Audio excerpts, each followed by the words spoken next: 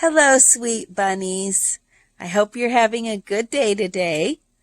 At least as good as it can be under whatever circumstances you find yourself, which I hope aren't too bad. I'm Amy Jo Claffey. I'm a singer-songwriter, and you can find my music wherever music is streamed or downloaded. And I would sure appreciate if you would look into it. I think you'll love it. My song Tree Girl could be very helpful to put on while you're journaling. And the birds you hear in there are actually birds in our own backyard. So, and I want to show you too, I have a little helper here. This is Walter, and he is blind, and he always stays right by Mama, and he helps me with everything I do. And over here is Piglet. He might whine while I talk, because that's how he talks, is by whining. So this is part 2 about journaling and how it can be so helpful and revolutionary, really, for your life. And I just wanted to check with you and see if you bought your pen and journal. That's step 1. If you don't have any money, just find whatever you can write on, an old envelope. Anything works, believe me. But if you do have the money to buy even a notebook and a pen, something that's special, sometimes when we give ourselves a little something like that, it helps motivate us and it reminds us that we have worth. Sometimes we have trouble remembering that, especially if we went through some trauma when we were children, as I did. In case you haven't ever looked at another video, I was trafficked by my dad as a little girl and used in child pornography. And so I know what I'm talking about. You can heal. It's tough sometimes, but you can do it. I believe in you. Okay, so my first exercise in the journaling that I told you about was, if you can't think, remember you're journaling from your stream of consciousness, you're not censoring yourself. If you can't think of, what am I feeling? You're walled off, you're blocked, then you could draw a picture of a stick person throwing rocks and force yourself to put a feeling into each of the rocks. So I drew one, it's not from my journal, but I drew this so you could see there's the stick person. Wait, I'm moving the phone. I don't know what I'm doing. There's a stick person getting ready to throw a rock. That's my little stick person. I drew some rocks, and that's how I draw my monster dad when I'm drawing him in my journal with the weird teeth, and he's very scary.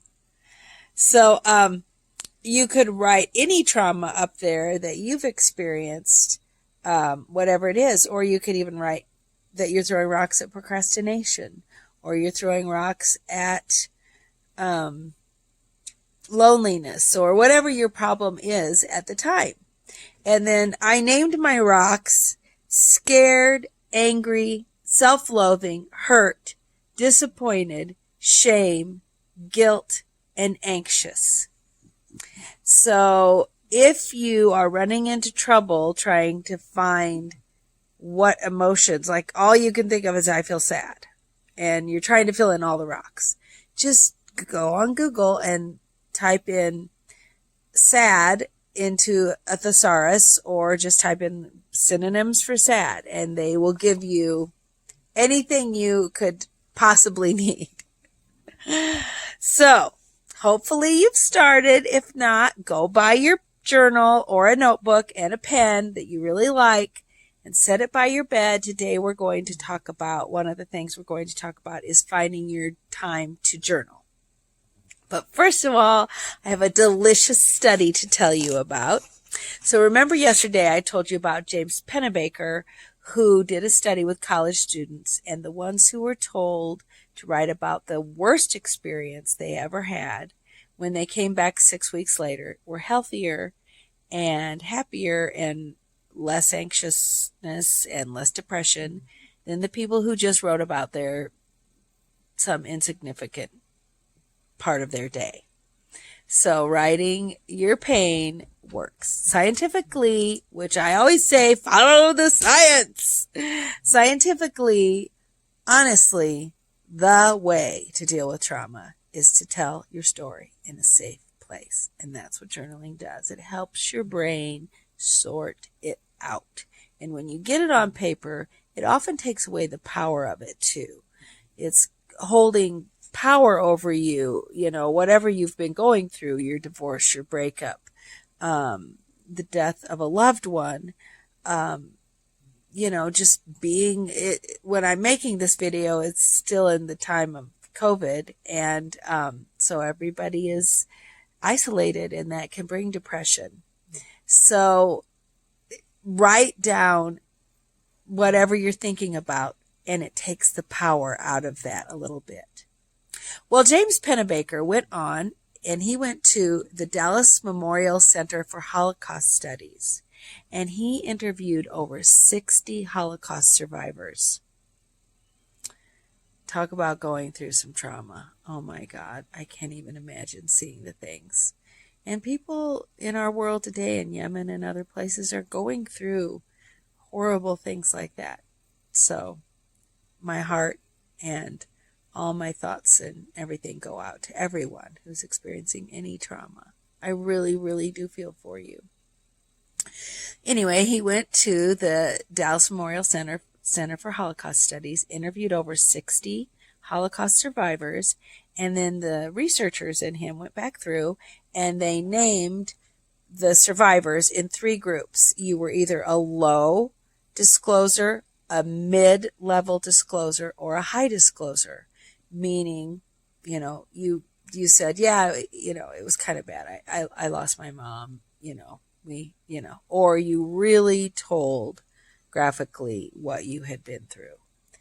They went back a year later and restudied the people in their study, and the ones who were high disclosers were significantly more healthy and had less anxiety and depression than the low disclosers, than the low and mid disclosers. So journaling works. Our brain needs to make sense of our trauma, and the way it brings those fragmented memories together and everything is through processing it verbally or writing it. Same thing. So telling our stories is so important. We all were born and put on this earth with a mission, and your story is significant on this earth, or you wouldn't be here. So that's one of the reasons why suicide is not the answer. If anybody is feeling that right now, you have a story to tell, and someday somebody's going to feel like you feel, and they're going to need to hear your story. And believe me, the goddess, the universe, whoever you believe in is going to make it happen that they do hear your story. Okay, so that's the study part of what I wanted to talk to you today about. And this next thing is, how do we find time to journal? I need you to look, and this would be a good thing to journal about, what your day is really like, not the wishful version. Oh, I wake up early and I exercise and I'm amazing. But the actual thing, I wake up as late as I can. I hit my alarm 10 times. I run out the door, throw some makeup on in the car, the average day of most of us. So look at what your life is really like and think, what is the time that I actually would sit down and journal and do some work to make my life better, to improve my life. So look at your real life, pick a time, and then set it up. I'm reading this book called Atomic Habits by James Clear. It's really good. I have it right here. I could show it. I haven't finished it, but I'm trying to, he says, and this is so brilliant, you don't rise to the level of your goals. You sink to the level of your systems. So I'm trying to set up systems. And so I always forgot to moisturize my face at night. And I'm 59. I need to moisturize. And so he said, make it obvious. So I put my moisturizer by the toothbrushes, and now I don't ever forget. And it's part of my habit now. It's a system. So you want journaling to be a part of a system for you. So if you decide to journal in the morning, which is the best if you can journal before you do anything else, well, of course, pee, but then journal. Set your new journal or notebook and pen, whatever you have, set it out on your bedside table. Or, if it's going to be at lunchtime, put it in your backpack or whatever you have, your purse or whatever, and set it on your desk ready to go. If it's going to be before bed, again, sit it on your pillow when you make your bed. We don't make our beds. Sit it on your pillow when you think about making your bed. Okay, so that is a good way to motivate yourself. And then also you can give yourself a reward when you journal. Like, as soon as I journal, then I get to have one Dove chocolate or whatever is on your menu that day. Okay, so first thing in this morning is best also because tomorrow I'm going to be talking about dream journaling, and you can journal your dreams if you do it first thing in the morning. Also, you will find that journaling is very clearing of your emotions, of your soul, of problems. And so if you do it first thing in the morning, you start your day feeling more clear. So that is my recommendation. You choose the time that works for you. Buy your journal, spend a little money on yourself. You're worth it. And have it set out and ready to go. And then always journal from your stream of consciousness. And I wanted to also make a recommendation that men journal too. Sometimes women are the ones that do all the soul work, and men just kind of float by. We socialize men when they're young that they have one emotion, and that is anger, and any fear or helplessness or anything else they feel has to show through their personality as anger. It's the only acceptable way. At least that's what in America, how we socialize our little boys, and I think it's pretty worldwide, honestly. So, guys, buy yourself a journal and do it to your wife or significant other or husband or whatever. Will thank you so much, because when we work on our shit, we're less shitty to the world at large. It's so great. My first therapist always said, you need to journal and get these things out, because otherwise it pollutes your life in ways that you don't realize. And that's my personal example today. In my early journaling, and I need to get out my journal so I can just show you these pictures, but in my early journaling, I was having some just personal difficulties with people in my life, and feeling bad about things or whatever. And I journaled about it. And it started out all about the people that were irritating me. She said this and he did that. And, it hurt me. Not to make light of that. I shouldn't do that, because when we go through these things, they are difficult. So I was journaling about now difficulties that I was having. And I realized that it was pulling up these deeper triggers. And so I drew a picture of me fishing, and the name on the pole was whatever the problem was that I was going through.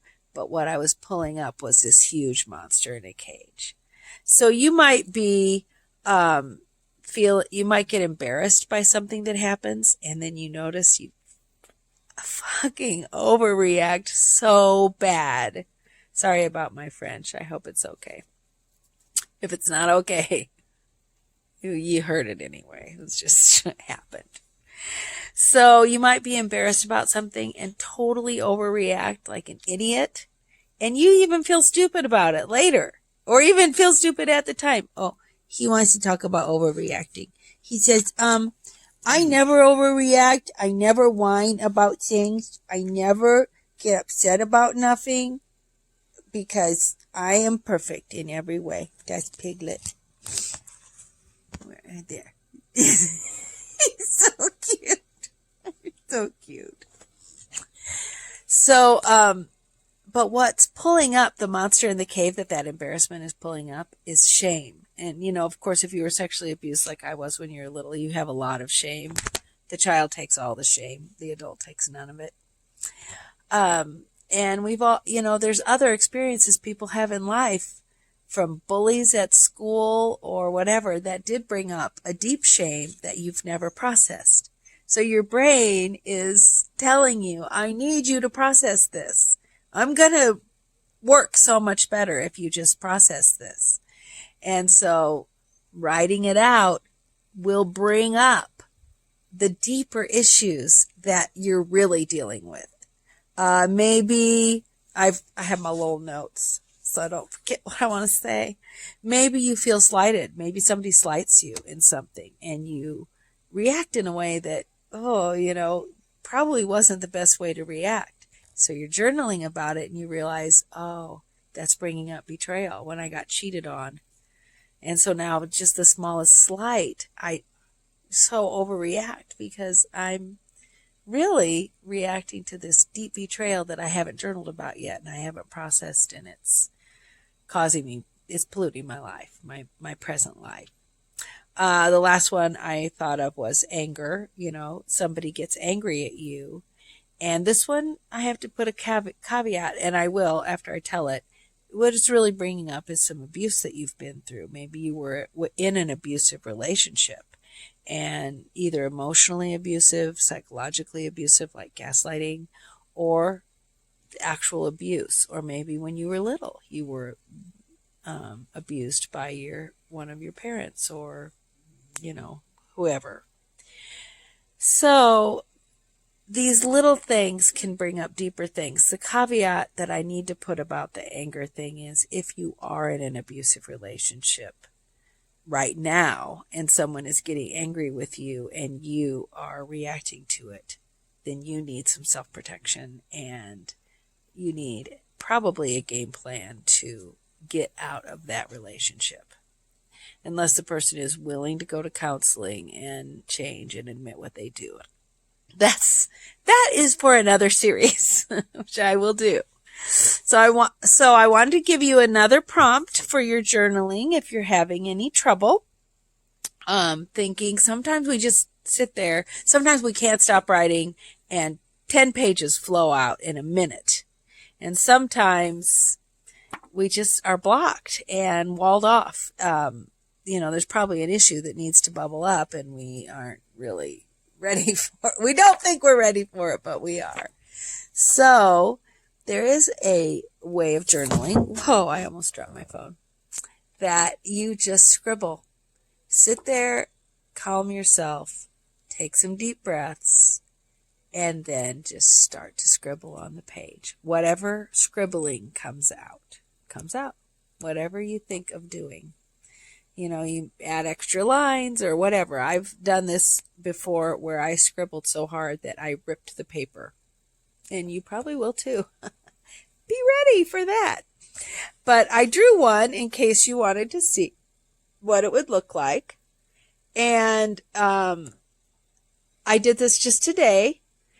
And I decided to use it for a little actual journaling work. And I started out at the top there, and then I did that little loop, and then that stuff, and then that later, just more of the angry hash marks there.